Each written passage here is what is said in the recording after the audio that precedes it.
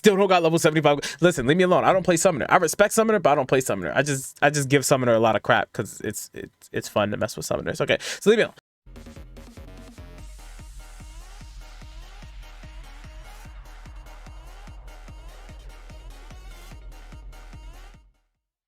Let's talk about the road to episode 6. Again, I did not want to do this, and I like freaking deleted my last YouTube video because I didn't like this. It wasn't organic to do it the way I was doing it. So we're going to take care of this now, and we're going to read through everything that's coming out with episode 6, starting with everything about episode 6. So this is basically the complete overview of what's going to be coming to episode 6. One, we're going to be getting a new story featuring Shiva and her little armada that she has coming, featuring the new Luminec Enemies. Players level cap will increase to 95. Etoile and Phantom, the way that it says, it seems like we're going to be getting them day 1, but we may not be getting them day 1. But I have my hopes high that we will be seeing both classes day 1 of episode 6. New summoner pets, Herbie and Vulcan. These pets were actually released later on in episode 6, and now they're coming at the start of episode 6. So that's going to be a nice shift in play style for most people, for how we handle episode 6 back in JP. Now we're going to have new urgent quests, new quest types, which are the risk explorations. We'll talk about that.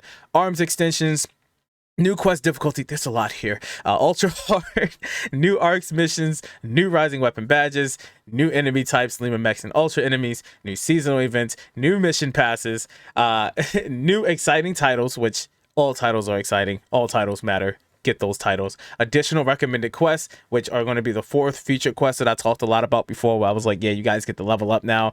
If you're new to the game, hence Sarah, or if you are YouTube, if you are new to the game, or if you are just coming back to episode 6, these quests are amazing because, one, they offer a raw 200% exp boost to the quest that is there at the moment, and they're basically the old UQs that we've done over the last few episodes, and they're kind of rehashed into a quest, and you can basically just run them endlessly for exp with your friends or whatever. And there are going to be certain quests, like ones that are going to release later, and those quests are basically going to be like the sugar daddy of exp. They're built to literally pump you full of exp. That's all right, so with that being said, we now have the new collection folders with new 14-star collection eggs. We have the new bonus quests, special mission Tokyo Rainbows. So that means we're actually going to be getting the rainbow keys very early, which is amazing because these rainbow keys drop so much exp, so much Meseta. I think it's up to about 4 mil Meseta, if I'm not mistaken, per rainbow key. These things are great to have. I've been using them a lot in JP, just sometimes just for the Meseta, because I don't really play anything else other than Luster, so it's whatever. New grade augments, and then we have a new S grade augment, excuse me, and then we have new 15-star weapons and 13-star units that are going to be available in Zig's shop, and also 13-star units will be able to be equipped with S6, X7, and S8.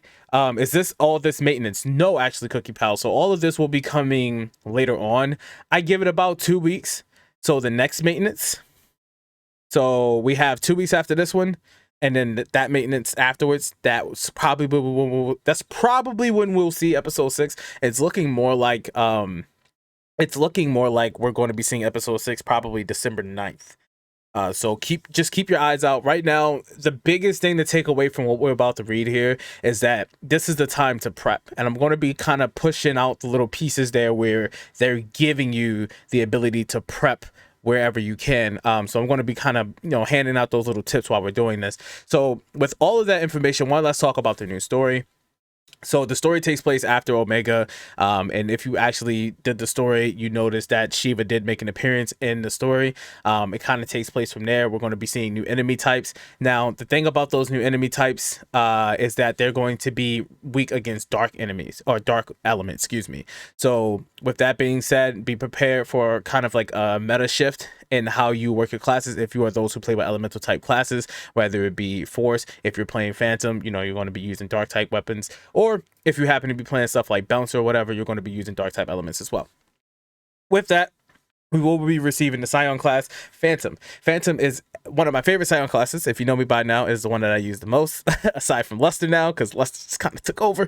But this class does hold the katana, the rifle, and does hold the wand, the rod, excuse me, not the wand. They're two different things, but they're both big sticks. Anyway, this class is really great because it has a lot of great features I'm going to go over later in a Phantom video, basically just kind of talking about everything you need to really know for the basics of Phantom or what to go into, because there are some things about this class that are very crucial, and then there are some things where you can kind of play around with, and you just kind of want to know how to deviate between the two before going into this class. Because I'm telling you, I thought I was really good at this class, and then these guys, these amazing people in this community, they taught me how to like really break down Phantom, and now I'm way better than I used to be.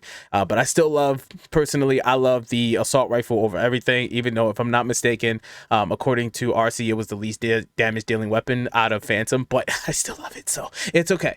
With that, also, we're going to be having Etoile class. Etoile class is the class that I know everyone's looking forward to. This class basically masters the dual saber, soaring blades, and the wand.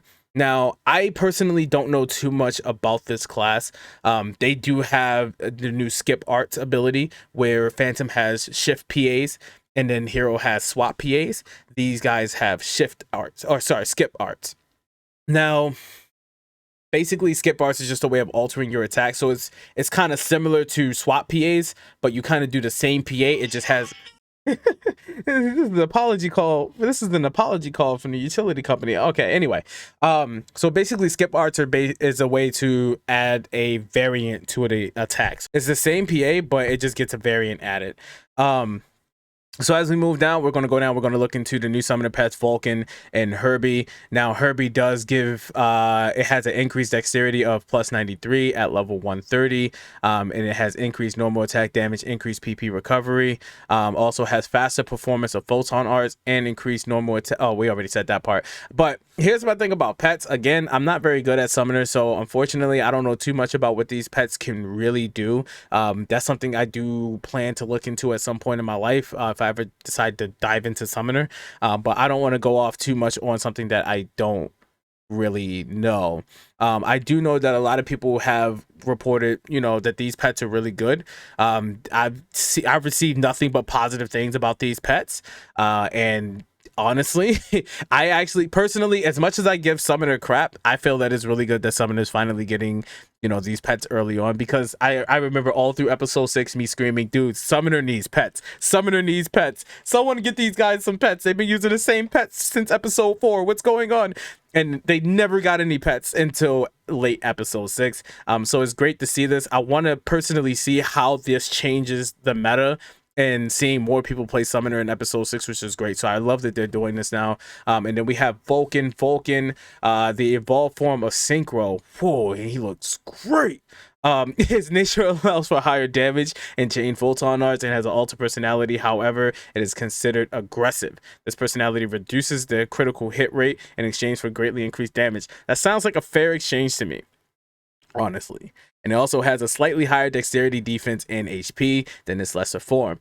Kick's damage is greatly increased at the cost of more PP. Fist deals increased damage, and Bomb and Strike do more damage compared to their synchro counterparts. So honestly, dang, I might have to hop on Summoner, man. Hold on, that sounds kind of dope. It's like Pokemon with extra steps. Anyway, as we go down, let's actually let's go back up real quick because I missed this. So let's read into Herbie, an evolved form of Ridran. Okay, this is really like Pokemon. Though that of the same rarity, Herbie has an increased dexterity of plus 93 at level 130. Herbie has a new personality type, that of Genesis, and when facing a boss type enemy, this personality will provide increased PP recovery, faster performance of photon arts, and increased normal attack damage. Though evolved from Ridran, Herbie's photon arts are slightly different in that laser effect. Okay, so that laser? Do they have a laser? These things, they have lasers? Wait, these things have lasers? That's cool. Okay. Affects fewer targets. The potency and range of mine are increased in exchange for a higher PP cost. Slash deals higher damage at the cost of more PP. Gravity requires less PP, and burst charge is faster and requires less PP, but also deals less damage. Dragons have lasers? Dragons breathe fire. Dragons don't have lasers. What are you watching? What anime are you watching? I need to watch this anime where dragons have lasers. Now, we already went over the level up quest. Level up quest, again, you get an increase of 200 EXP.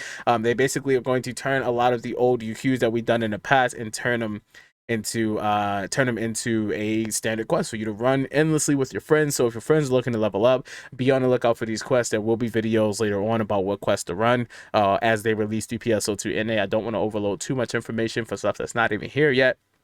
So we'll get to that when we get to it, but for now, just know to look out for these quests to level up. This is a great way to get your character from 1 to 75 extremely fast. All right, now looking at the new collection folders, personally, I do want to say unless they have a really cool SAF, you can kind of skip the Croesus and the Millionaire brand weapon, or unless you just don't have a 15-star weapon yet, and or if you're just looking to enhance some weapons and you just want to make it easier, you can do the same thing where you use just plus 30 collection file weapons just to level up those, you know, other rarity 14, rarity 15 weapons and help you out, get you there a little bit faster, you know. But with that, these weapons will be available. I don't necessarily know the potentials that they hold, but we'll find out when we get there. And on top of that, we will now also have 14-star egg collections there too. So for you summoners, however these things work out for you, go grab those eggs. Because if it's one thing I know about summoners is that summoners want to look for eggs. The fact that you can get yourself a Rappy egg right now will save people a lot of time. Plus, you can also receive the Herbie and Vulcan egg at 14 stars. So grab it while you can, get it while it's hot. Other than that, we're looking at the new Luminec enemies. These Luminec enemies are pretty cool. Honestly, some of my favorite enemies just because of how they kind of change up a little bit. Actually, fighting whole hordes of these enemies can seem a little more aggressive at times, and they will actually give you a problem if you tend to let them, or if you get put in the wrong position. These things can prove to be a real problem. Some of these enemies have the ability to basically pull you in, while others have the ability to put up an Aegis shield and block off huge amounts of damage, basically making missions that require you to save time take more time. And on top of that, you have other ones like that one that's like dead in the center. This one has the ability to basically block your damage, absorb it, and kind of deal it back to you. Not really like absorb it, but I mean, he basically just blocks your crap and just goes in. And he's super aggressive, and it's so annoying, but I love him anyway because it's so great. It's like fighting a mini boss every time one of those step into the field. But Luminec's currently one of like the best enemy types in this game right now. All right.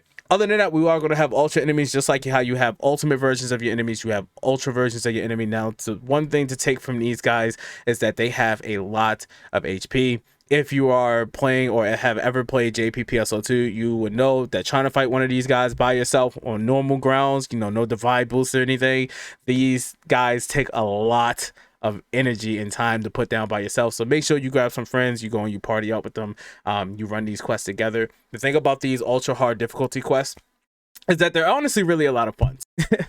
So sorry about that, my mic died. So the thing about these ultra hard quests is that they're nothing different than just regular old explorations. So they're basically endless quests.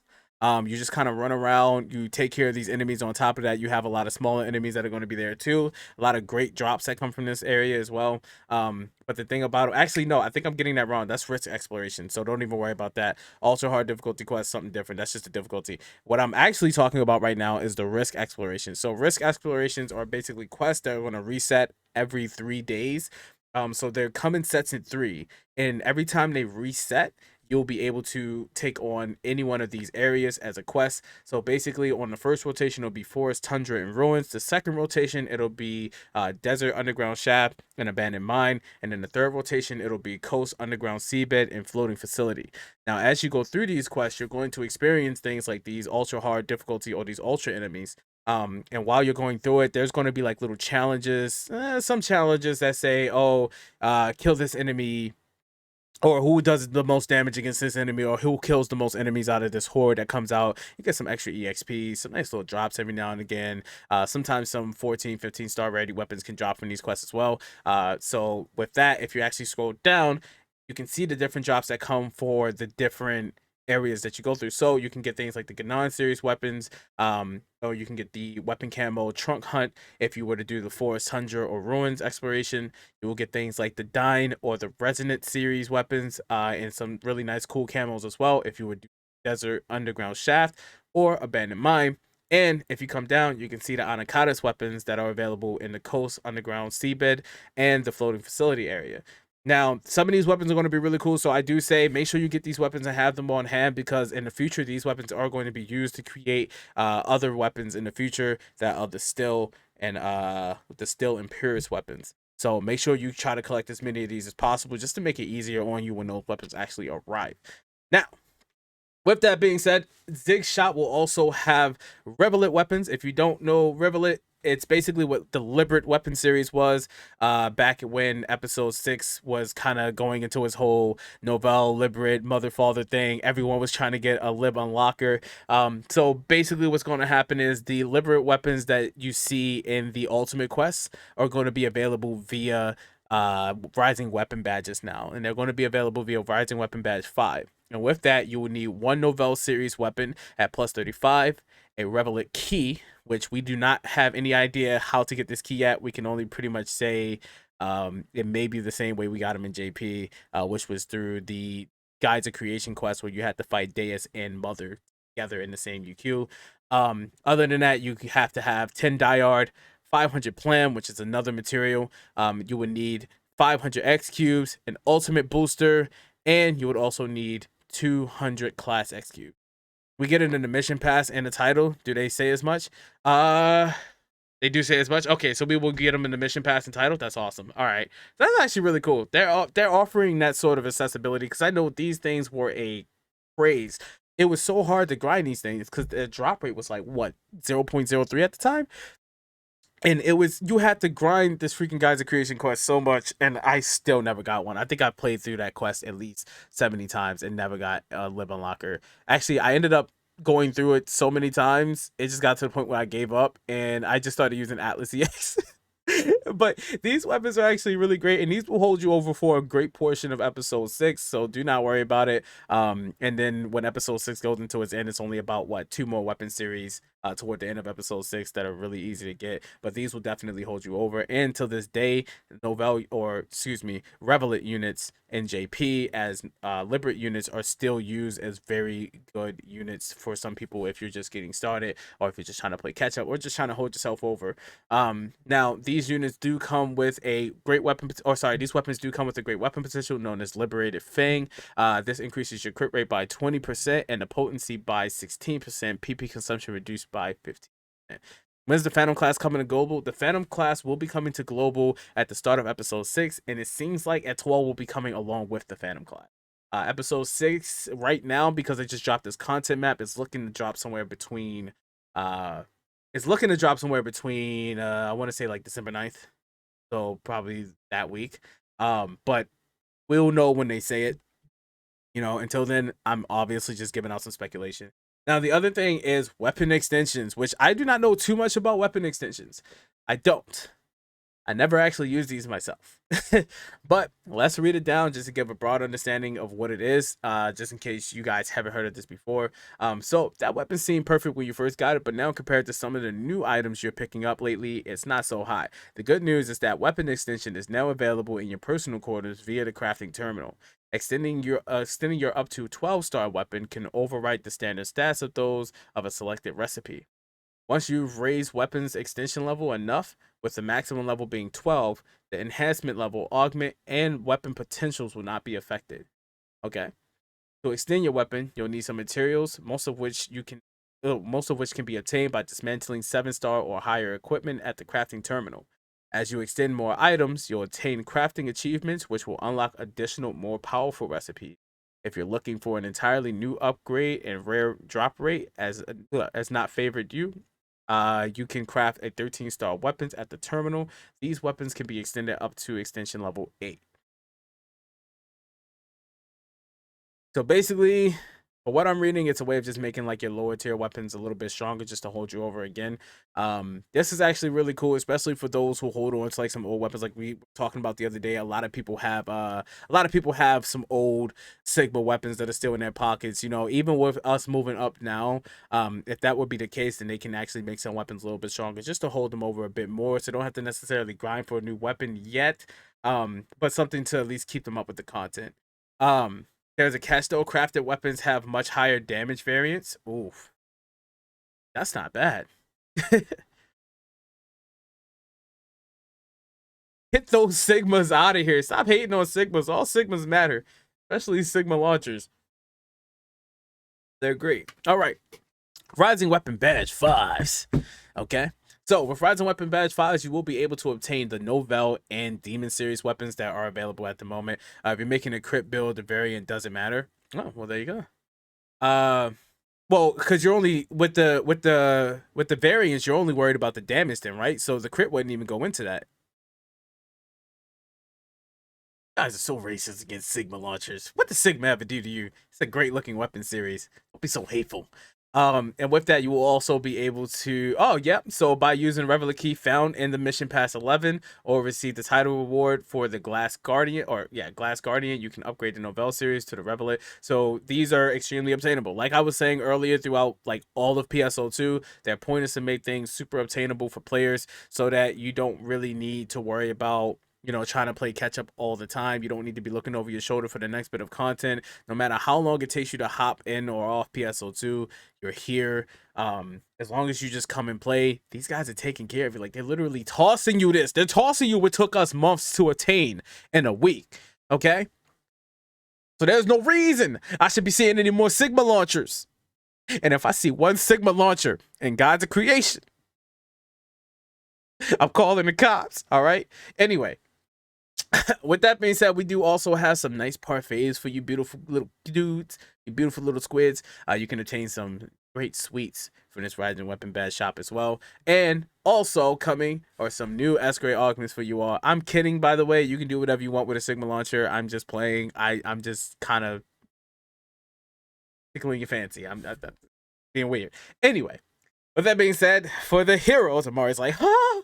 For the heroes, you are now getting your balance adjustments that were originally implemented at the end of episode 6. Now you're getting it at the start of episode 6 with your hero boost.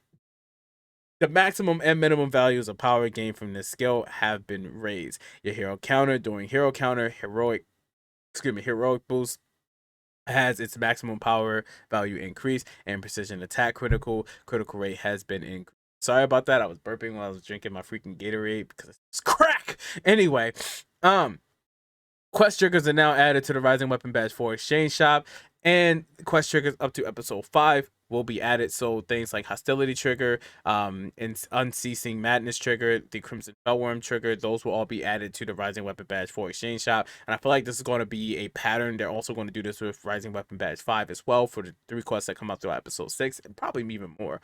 And with that being said, Ari's weapons will now be available, which you do need Ari's weapons to obtain Ophista weapons. So make sure you grab your Ari's weapons, get them leveled up, all nice for you. 15-star weapons that come from Ultra Enemies will also be available in the Unique Weapon Badge Exchange Shop too. And all 13-star weapons that have been available from the Unique Weapon Badge Exchange Shop will be given out, at half the original cost. So do not worry about that. If you're saving up your Unique Weapon Badges, spin them away. How about the Nox launcher? I will hug you. I will hug you in pain, because I know you are probably not having the greatest time playing whatever quest we'll be playing right now. But I'm also going to hug you because you were so brave to bring in a Nox launcher.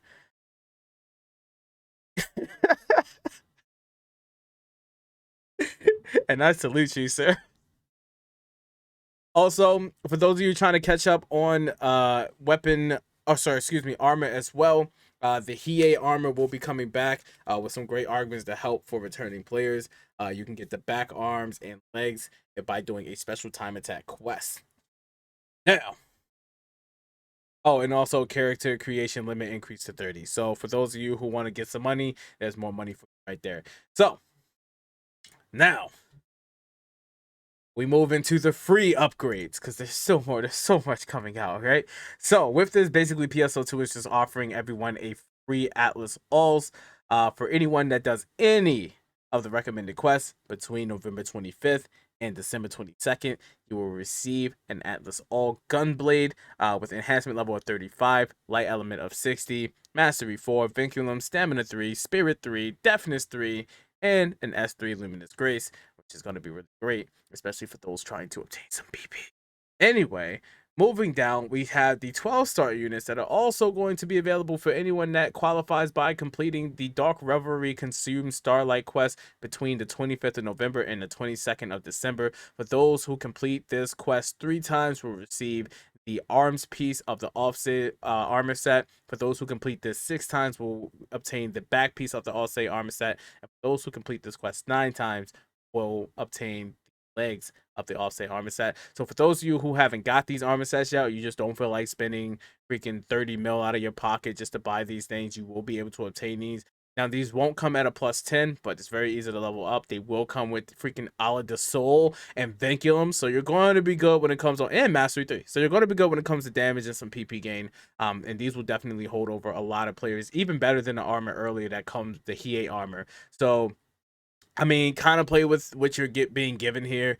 See what works best for you, and just take advantage of the opportunity that's being given. They're basically giving the opportunity to catch up to episode 6 like that because they're expecting a lot of players to return. So moving on to that, we have Enhancement Extravaganza. I know you guys are going to be very happy about this one because there is a lot to unpack here. All right, so looking at everything, for those who enhance a weapon at least 5 times between the 2nd of December and the 8th of December, you will receive a half-scape doll and a rodeo furnishing. For those who enhance a unit at least 5 times between the 2nd and the 8th of December, you will receive 5 250 rare drop rate boosts and an impromptu tea party emote set. And for those who affix an augment at least 5 times between the same dates, will receive a tri booster 100%, 5 of them in fact, and will also receive an evolution device per Puyo. So that's what they look like right there. Have fun with the rodeo. Hate that guy. Anyway, moving down to the main event, the biggest, the baddest, 0 Meseta cost enhancement and boost. It's like and Knuckles, but we say and boost. I feel like that was an and Knuckles joke just because it's a Sega. But listen, so everything that you want to do as far as enhancing a weapon unit or skill ring, if you're affixing a weapon or unit, if you're transferring any weapons or unit, if you're transferring S-grade augments, if you're swapping weapon potentials, or if you're compressing your suites, all of those are going to be 0 costs, and you are free to move about the cabin. So take this opportunity between the 25th and the 8th of December to get everything that you need to be set for episode 6. Grind up your stuff now. Run those endless quests. Run everything that you possibly can so that you'll be set for this date. There's also going to be a bit of an enhancement boost. There's going to be a 10% enhancement boost, a 10% augmentation boost, a enhancement EXP boost of 15%, and a great enhancement aid boost of 25% during this event. So with that being said, you guys, again, you have everything literally handed to you. I love these guys. I love PSO, man. I love the devs. They do so much. All right. And we still got more. There's still more. All right. So looking at this at first glance, you're probably looking at, what is that? That is Persona. Persona's great. Anyway, all right. So for every 3 urgent quest operatives complete, they will receive 30 rising weapon badge 4s to a maximum of 300 rising weapon badge 4s. That's 300 rising weapon badge 4s in your pockets, guys. 300. Okay. While any urgent quest will count, it'll be especially rewarding if you run the Malevolent Void after getting your quest link boost from running the limited quest that will be available, known as the Dark Revelry Consume Starlight, which I'm assuming is a world engulfed in darkness, but who am I to assume? We'll find out when we get there. I'm assuming that's what it is, but which is a great EXP boost. So if you see this and it is what it is, I'm gonna let you know it is what it is.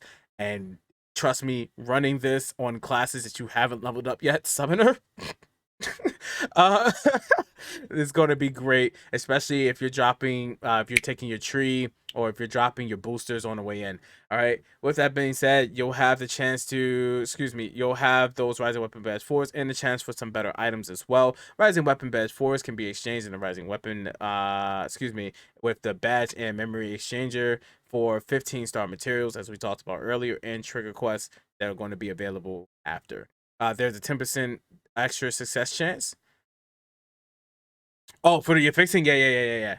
Sorry. I was trying to catch up with you guys talking about. So remember, between the time of the 25th and the 22nd of December, you will be able to obtain 300 Rising Weapon Badge 4s. For every 3 quests you complete, you receive 30 Rising Weapon.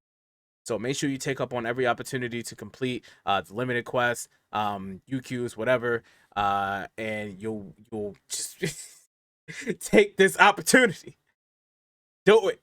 Run it. Okay? take this opportunity, because you're going to be looking back. If you don't, you're going to look back, you're going to be like, I could really use some Rising Weapon Badge 4s right now. When you want those UQs, or if you want those Eternal Stones maybe, and you won't be able to get them, this is your way to basically ensure that you have a better chance of obtaining those. So with that, moving on down, we're coming into the login rewards. Login rewards are actually pretty great. 10%, not 20. Wait, who said 20? Oh, yeah, you're saying 10% is not 20. I was about to say, I didn't say anything wrong, did I? Oh my god, I'm just reading off what I'm saying. Don't scare me. All right, it's good to see you, operative, and we like to continue seeing your report for duty, excuse me, and thus aid in our preparations, as we are now upon the road to episode 6 to provide a little motivation for those operatives who have been taking some time off from November 25th to December 8th. We'll be handing out up to 14 gold Tokyo bonus keys. That's 14. That's hello. You can literally get to 75 with that in hours, like basically 3 hours if you play your cards right. We're going to talk about that, especially with the World Engulfed in Flames coming out. You're covered, all right? And up to 140 rides and weapon badges. Also, if operators report for duty often enough, they will receive 2 13-star Val All's Gunblades equipped it with their very own S-grade augments. All right, and even better, the second part of the campaign will feature a login reward from December 9th to December 22nd, and provide operatives with up to 280 star gems. And we will go down, we will read for further details. So for those of you who log back in, welcome back to PSO2. Welcome back to hell. Anyway, and PSO2 will be giving out a Atlas Gunblade, and they will be giving out 2, both with the same, pretty much the same element, the same enhancement level, but they will be coming with 2 different S-grade augments. One is S2 Lustrous Strike, and the other one is S1 Lucent Domain 2. So be on the lookout for these. Just make sure you sign in between 3 separate days so you can obtain these in between the 8th of December and the 25th of November. So you can grab your Tokyo Gold bonus keys and all of this as well. All right. So moving on down, you will receive 20 SG tickets per day by logging in between the 9th of December, and the 22nd of December. For each day, you will receive a 20 SG ticket, and that's up to the 280 that they were talking about above.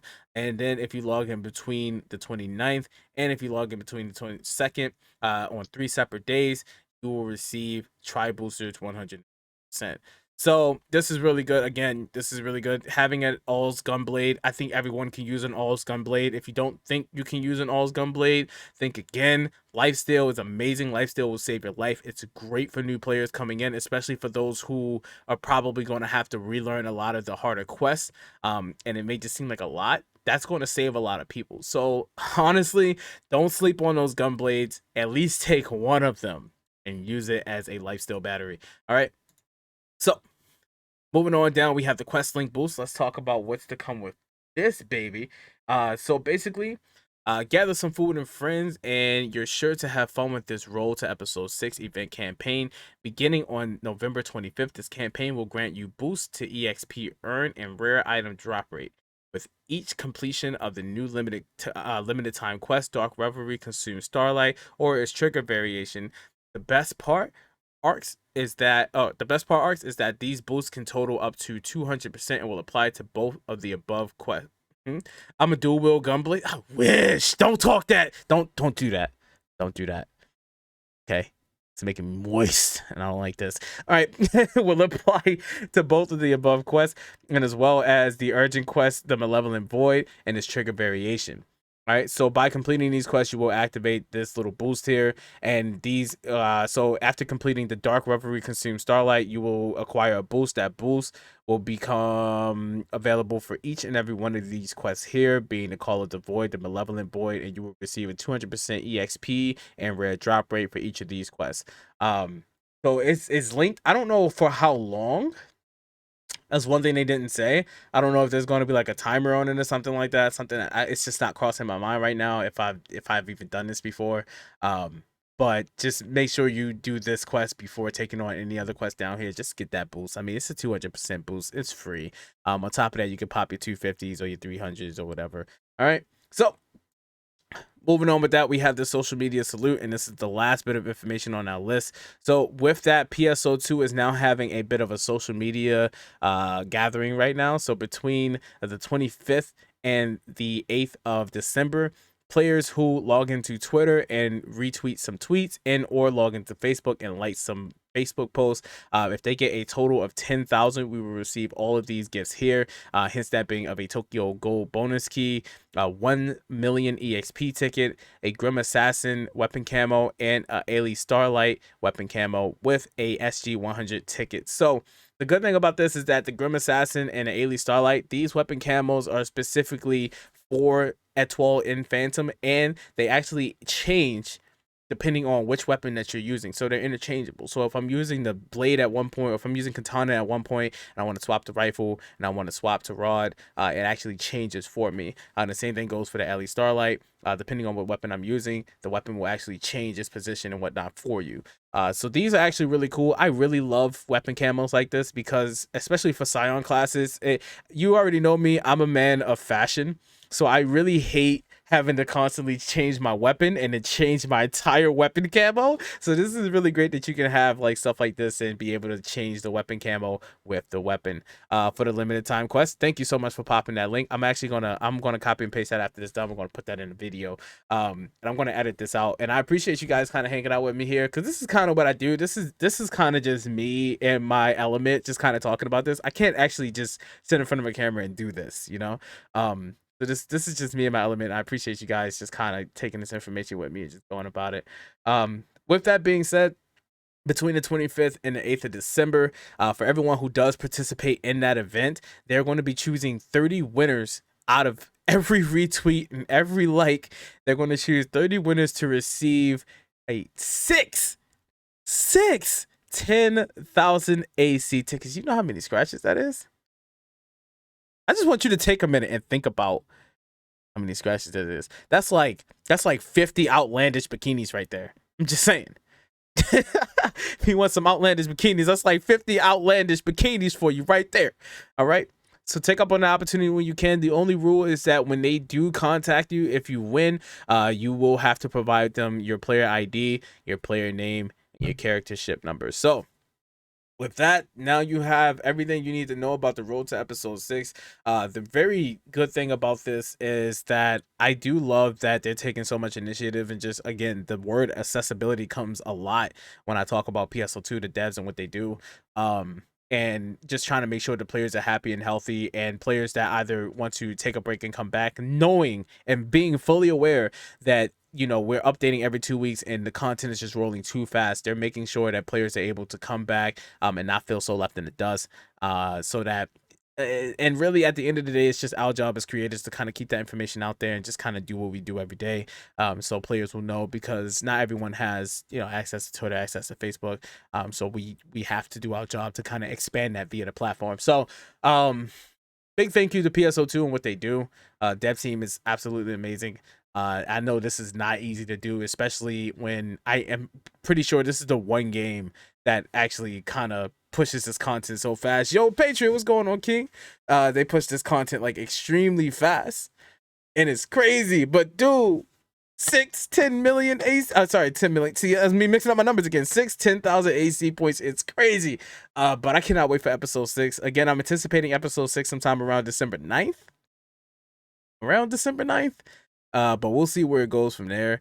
For now, let's just take it in stride. Let's get these campaigns done, and let's just get ready for episode 6. And I will do my job to help out anyone as much as I can via stream, via YouTube, if I ever get good at that, or anywhere else I can. So